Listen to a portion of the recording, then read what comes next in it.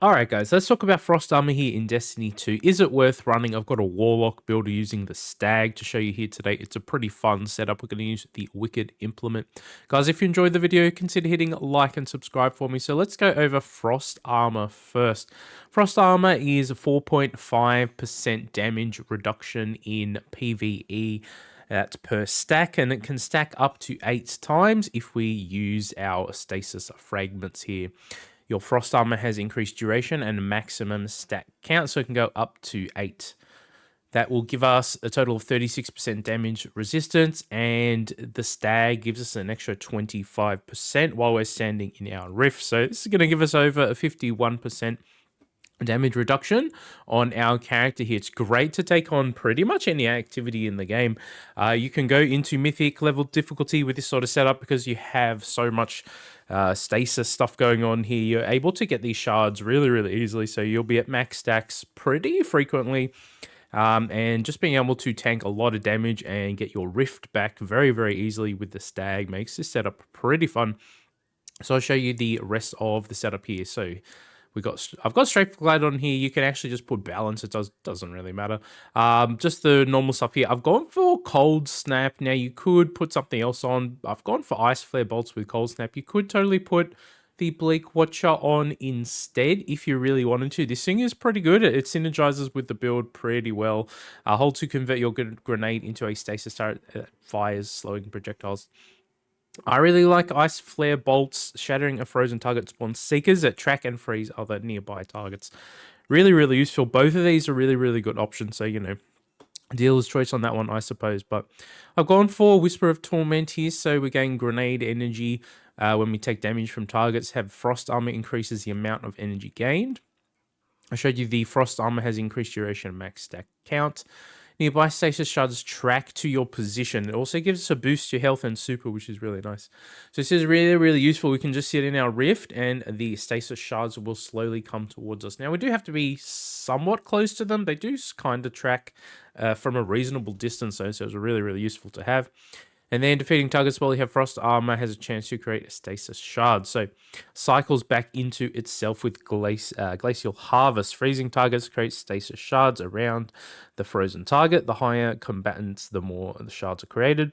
While Glacial Harvest is equipped, picking up Stasis Shards grants a stack of Frost Armor. So as you can see, we're getting a lot of Frost Armor happening from our subclass setup, but the artifact also has some interesting stuff in this season. So rapid precision hits with stasis weapons grants Frost Armor, so we can get even more stacks of Frost Armor using Fever and Chill. There are some other ones in here that are interesting to use. So while Frost Armor is active, Stasis Precision Final Blows create combatants create a freezing burst. So very useful there as well. So this one, defeating targets has a chance to create elemental pickup matching your equipped super, so we can potentially get even more stasis shards happening there. Picking up an elemental pickup matching your subclass. Energy to your least charged abilities, that's pretty useful as well. While you have Frost Armor, taking critical damage, release a burst that frees nearby combatants. Pretty nice. And then I've chosen to go with this one over here. Picking up an elemental pickup or tangle grants a increased damage to our weapons of the same element. So when these stasis shards are coming towards us, it should be giving us additional weapon damage as well. I've just gone for the scout rifle perks in here as well. Now, interestingly enough, Wicked Implement actually has overload champion supplement, so you can't get anti-barrier. So if you do need to put a barrier weapon on for one of your activities, you could sub the weapons out here. I've decided to go with Returned Memory as the secondary weapon here, but let's just go over Wicked Implement quickly. Rapidly landing precision hits causes the target to become slowed. Strong against overload champions. Pretty nice here. While creeping attrition is active, destroying stasis crystals or landing precision final blows creates a stasis shard. The stasis shard returns to you. Collecting stasis shards refills the magazine. So we can overload the magazine, especially with the catalyst here. Collecting stasis shard gradually overflows the magazine. Precision final blows spawn a stasis crystal at the victim's location. So as you can see, everything in the build is sort of feeding into getting us these stasis shards, which is getting us our Frost Armor. As I said, I put the sidearm on. This thing will have unstoppable this season, which is nice. This is just the best role I have thus far. It's a new sidearm here, Return to Memory, Lead from Gold, and Desperate Measures. It's just the best one I have at the moment. It's what I've decided to use in this slot here now.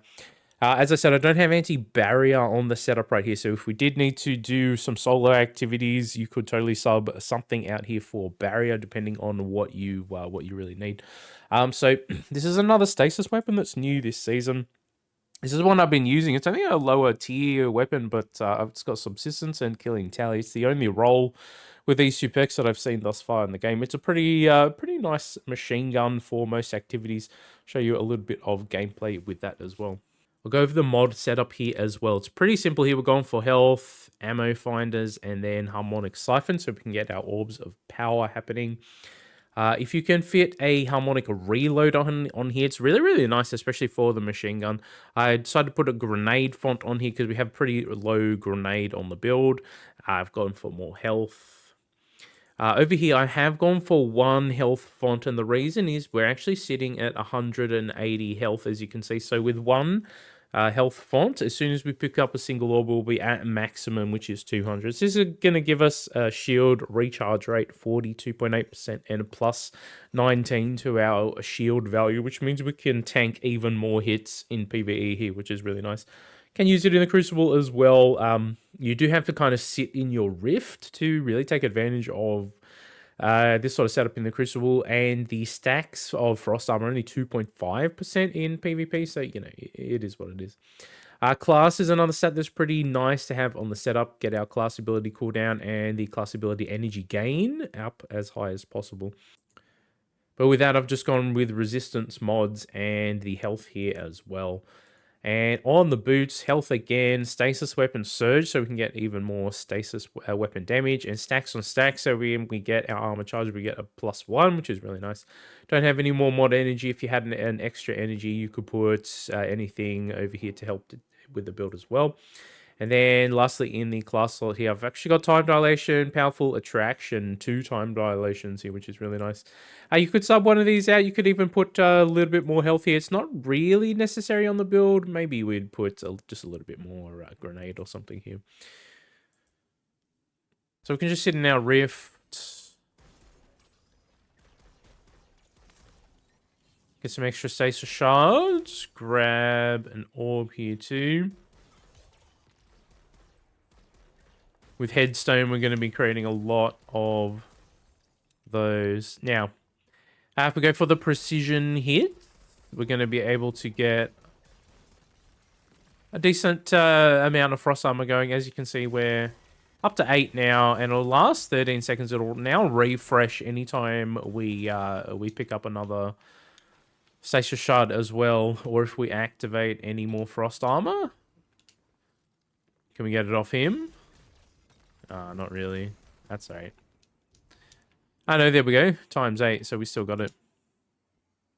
I'll just quickly show you our recharge rate at base here. It's really fast. Look at that. Really nice. So if we're just going for crits and nothing else here, how quickly can we get our Frost Armor up?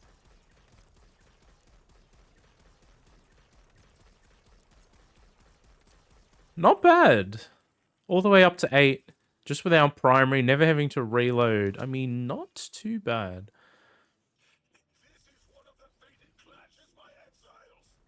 Alright, here on Mythic difficulty. Get our shards going. Thank you. Grab an orb. Freeze down there. Bit of rift.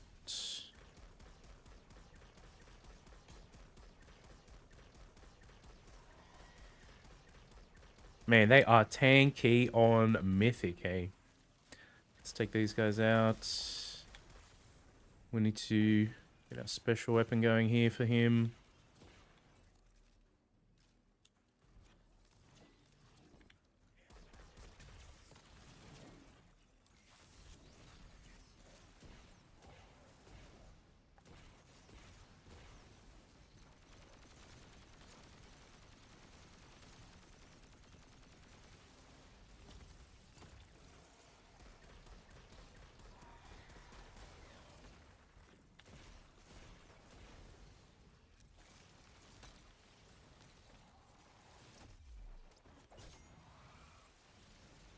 Whoop.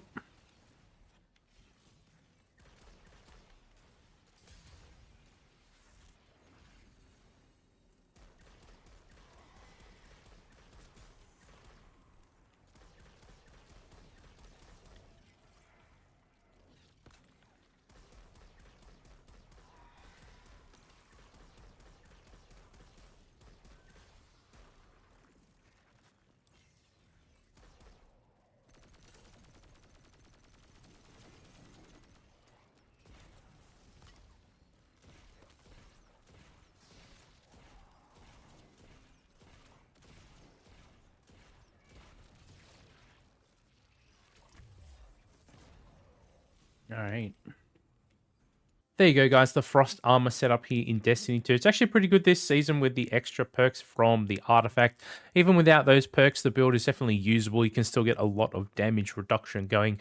Anything master level activity and lower, this build can just totally stomp all over it. As you can see from the gameplay too, in mythic level activity, it can hang. It's definitely more of a defensive playstyle though, right? So you do have to enjoy that kind of playstyle, but if you do want to play it a lot safer in Mythic, give this sort of thing a try. Guys, if you enjoyed the video, consider hitting a like and subscribe for me. Let me know what you want to see next from Destiny 2, and I'll catch you in the next video. Hope you all have a fantastic, amazing day.